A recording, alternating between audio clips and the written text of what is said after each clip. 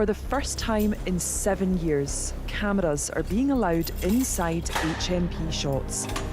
It houses around 550 male prisoners, many of whom have been convicted of the most serious crimes. They've all been sentenced to at least 4 years behind bars. I've got PTSD. Stuff I've been through, I've kind of tried to blank that. I've tried to put that at the back of my mind and just go back to it, just keep it away. People in custody generally have a high prevalence of traumatic experiences in their past. Now, that doesn't necessarily excuse what people have done, but that's clearly the root cause of some of the issues that people have had. Scotland's prisons are under tremendous pressure. The number of people serving custodial sentences is increasing, as is the length of time they're spending in prison. Shotts is a long-term prison, has people for a long, long time. So actually, whilst they're with us, it's really important that we focus in a holistic way and look at all of the things that somebody needs to address during their time in custody, with the hope that when they go back to the community, we've given them the best possible opportunity to address all of that and to be a responsible citizen in Scotland. To do that, rehabilitation is key. Here and at Barlinnie and Low Moss, prisoners have been invited to take part in anonymous drama. So this is basically, we're all going to be just walking about as normal, but then when we shout something out... Each session starts with breathing exercises and an icebreaker. For 8 weeks, they've been taking part in workshops where they create characters and storylines based on their own experiences. We're giving them an opportunity to speak, but with the mask on as such, so it's almost like it's a protection of fiction. Each prisoner has a different role, and their script has to focus on a journey through the justice system. Officer opens the cell door, Stan walks in, he sits on his bed, he looks dazed. First time in? Nods. Yeah, the mandate till trial. But it can also address issues like alcoholism and childhood trauma. The sessions are run by the Creative Change Collective, a group which uses performance art to tackle social issues. It's delivered to quite a diverse bunch of participants, and for people who are perhaps struggling in some way, whether it be offending or recovery, those types of things, the intention is that it will have a positive impact on them. Welfare officers Craig and Bernie help to identify who could benefit from the programme. Look, all different types of guys coming up to these sessions. You see it when they come up, they've maybe been a wee bit more reserved, but as the session's going, you see their confidence building, and it's great seeing the guys coming on leaps and bounds. While getting people to sign up was a challenge, most who came along at the start have seen it through. Gaining their trust, getting a better relationship with them, and hopefully they can then go down and make another relationship with a different staff member down the hall.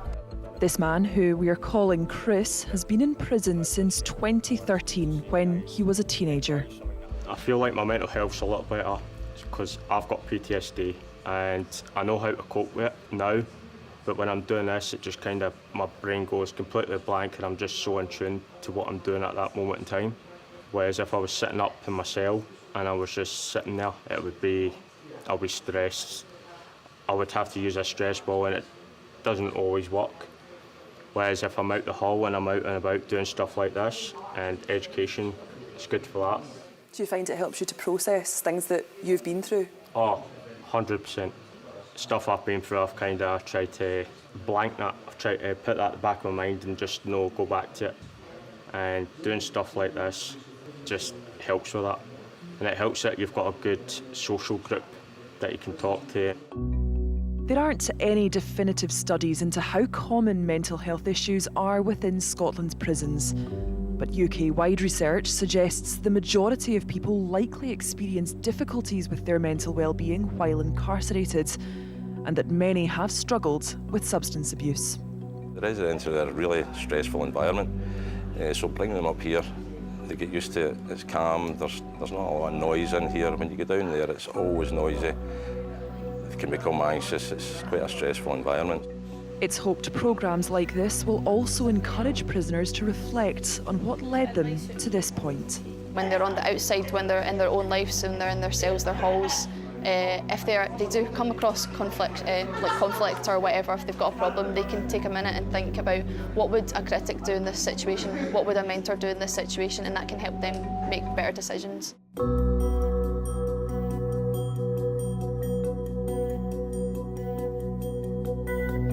Just over a fortnight's passed since we were last here at Shotts Prison, and now today marks the end of this 10-week drama therapy programme.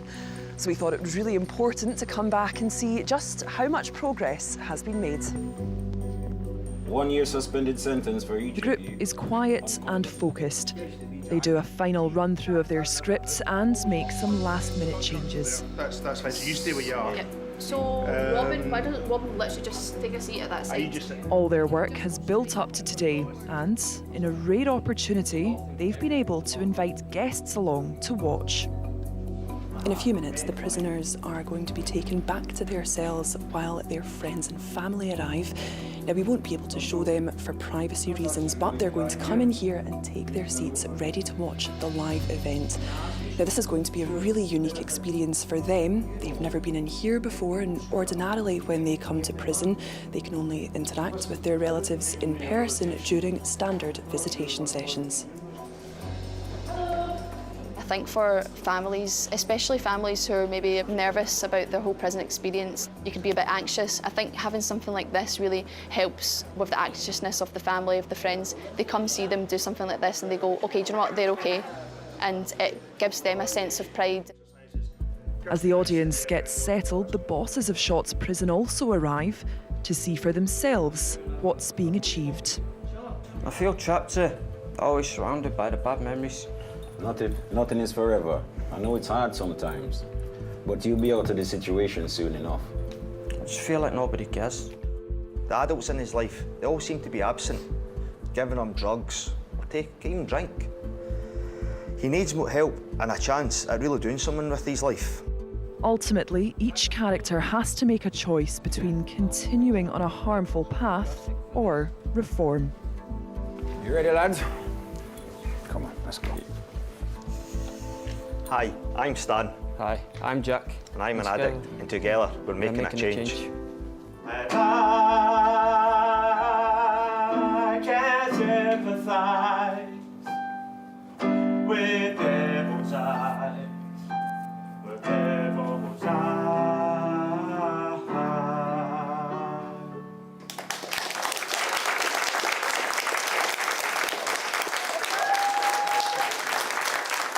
How do you think that went? Went brilliant, went absolutely brilliant. Everyone done what they were supposed to do, it was flowing. Even guys that I didn't expect to do it, done absolutely brilliant. It went as good as I expected. You performed a song that you wrote right at the end of it. Can you tell me a little bit about that? How did that come about? So, the whole point of this play was about a guy fighting his demons, fighting alcohol, trying to not become an alcoholic. Because I wrote it last year and we started doing this and I seen where the story was going, I looked in my folder and I was like, that song is absolutely perfect for this play. Do you feel like doing this is a case of proving to yourself that you can push yourself outside of your comfort zone? Oh, definitely. Not just for me, for all the other boys that done it. You could tell a big difference about people coming out of their comfort zone. A lot of guys in here have never done stuff like that. And for them to come out and do that, it just shows how far they've come. This course, unlike some others, doesn't look at the impact of crime on victims, but it does acknowledge that these men will one day be released. Are there incentives for people to take part in things like this, for example, at future parole hearings? Not necessarily incentives in terms of if you tick that box, but it certainly builds something for them that they can then take forward. They need to be able to tap into the self-awareness and explore themselves and what's caused them to be where they are today.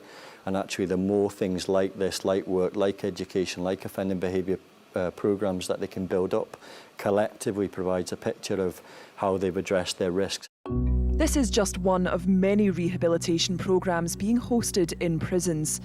And they aren't just to keep prisoners busy. They also try to ensure progress they've made on the inside can be reflected on the outside. Reoffending rates are one of the reasons for the growing prison population. In 2019 to 2020, just under a quarter of prisoners were reconvicted within a year of being released. We know that rehabilitation within prisons has long focused on employability schemes, giving people transferable skills for when they are released. What kind of real-world benefit does a programme like this actually have? The way I see it is it's like building blocks when you're working with somebody. First of all, we need to get people to a point that they're confident, they're able to engage, they're able to get involved in things and they're able to articulate and express themselves. Guys in our care have been through potentially schooling issues in their past and they haven't potentially been part of the workforce. I think it's an unrealistic expectation for us to bring them in and expect that they'll go to education and work 5 days a week, having never done that before. So it's providing that structure to the day. You can only hope that they come in here and they go out, they take the skills that they learn in here at all the other groups, the coaching classes, and it does help them in their rehabilitation. We're not naive and we know that it's not a silver bullet, but the positive impact that the Anonymous Drama programme is having is outstanding. A lot of these guys, they're getting out, that's just fact, that's going to happen. So I just think if there's people that are going to go back into the community, you want people that have had the opportunity to reform, the opportunity to reflect on their mistakes and give them a chance to actually go out there and do the right thing.